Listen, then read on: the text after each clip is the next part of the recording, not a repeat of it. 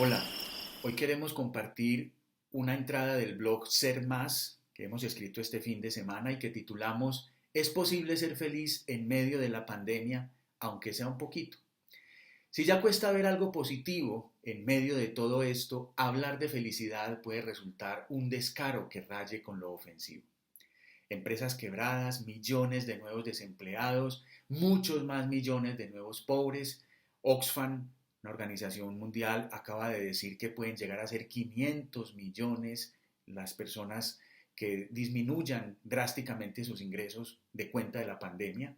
Y una preocupante afectación psicológica, oigan bien este dato de la Organización Mundial de la Salud, que traerá un aumento a largo plazo del número y la severidad de los problemas de salud mental por el sufrimiento inmenso de cientos de millones de personas. Esto lo dice nada más y nada menos que Débora Kestel, directora del Departamento de Salud Mental. Felicidad. La sola restricción de libertades y un análisis básico de las diversas variables que están descontrolándose hacen que hasta quienes no se han visto afectados económicamente vivan también una tremenda incertidumbre, pues todos estamos bajo enormes nubarrones que ojalá no sean los de la tormenta perfecta. Hace 2 meses la felicidad se vendía como pan caliente y desde un helado hasta un carro se ofrecían con el mismo argumento, sé feliz. Llegó a volverse casi una obligación, al punto que muchos se sentían mal si no eran felices. Y caímos en el afán de mostrar que estábamos cumpliendo con ese deber social de la felicidad. Ahora cualquier publicidad que apele a este argumento es un chiste de mal gusto y parece que implícitamente renunciamos a ella o la postergamos para cuando esto pase y cuando volvamos a la normalidad. Aclaremos algo. Mucha gente no ha podido ponerle pausa a la felicidad porque nunca la ha tenido. La misma Organización Mundial de la Salud decía antes de la pandemia que más de 300 millones de personas en el mundo sufrían depresión y más de 260 millones tenían trastornos de ansiedad, por mencionar solo algunos de los casos que hemos considerado polos opuestos de la felicidad, pero no son los únicos. Existen muchas otras formas de sufrimiento más discretas, pero igual de dañinas. Sonia Lyubomirsky, que es una renombrada científica quien lleva más de 30 años estudiando la felicidad, la define como aquella experiencia de alegría, satisfacción, bienestar positivo, combinada con la sensación de que nuestra vida es buena, tiene sentido y vale la pena. Viéndolo así, no es tan absurdo preguntarse por la felicidad justo ahora.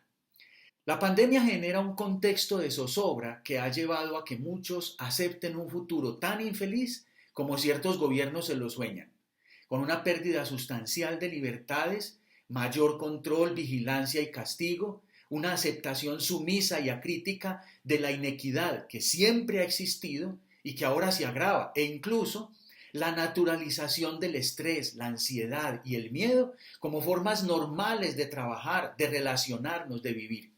Y todo con el aplastante argumento de que nadie tuvo la culpa y se hizo lo mejor que se pudo, todos con las manos limpiecitas. Es algo inaceptable.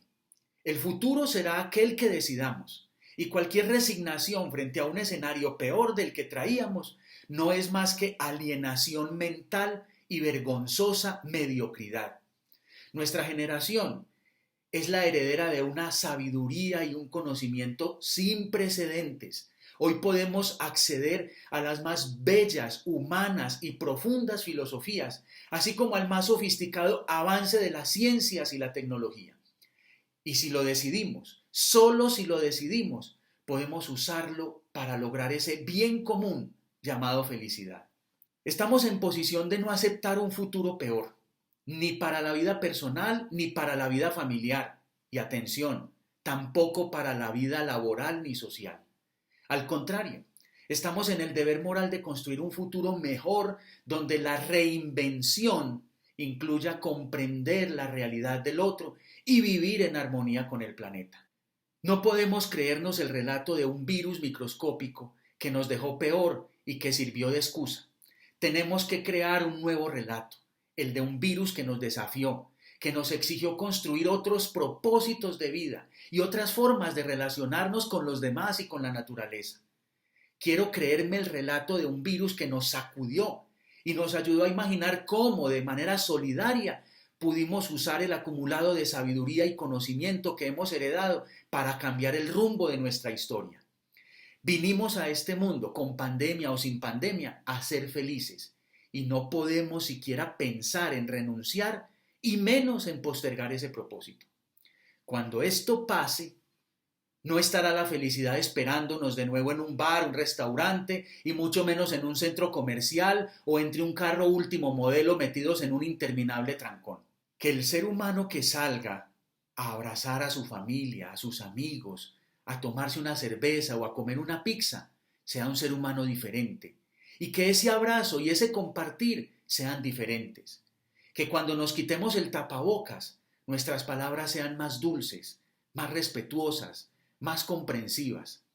Que nuestras manos estén limpias para ofrecerlas a quien piensa distinto e incluso a nuestros enemigos. Y que podamos respirar un aire del que nos sintamos orgullosos porque contribuimos a mantenerlo limpio y saludable. Que nuestro corazón esté más liviano ahora que descubrimos la posibilidad de vivir con menos.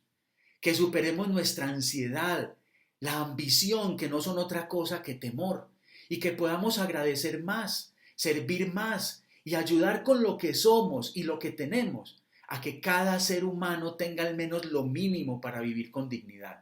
No solo es inaceptable renunciar a ser felices, sino también continuar creyendo en esa felicidad superficial y postiza, dedicada a maquillar el sufrimiento, la soledad, la indiferencia y la angustia de una vida sin sentido.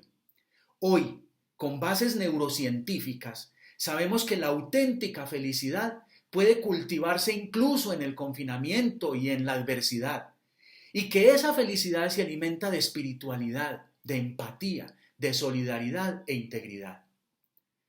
No aceptemos vivir en un mundo pospandemia lleno de miedo, donde los líderes amenacen con el uso de la fuerza en lugar de inspirar y decretar medidas estratégicas y solidarias que nos lleven a superar de raíz los problemas que se agravaron, siempre estaban, ni donde los líderes y los jefes intimiden con el riesgo de perder el empleo, en lugar de animar a sus equipos a desplegar toda la creatividad, a reinventarse para hacer sostenible la organización, no solo financiera, sino social y ambientalmente. La salida no está en la vacuna. La salida está donde ha estado siempre, adentro, en el despliegue del potencial de humanidad que todos tenemos.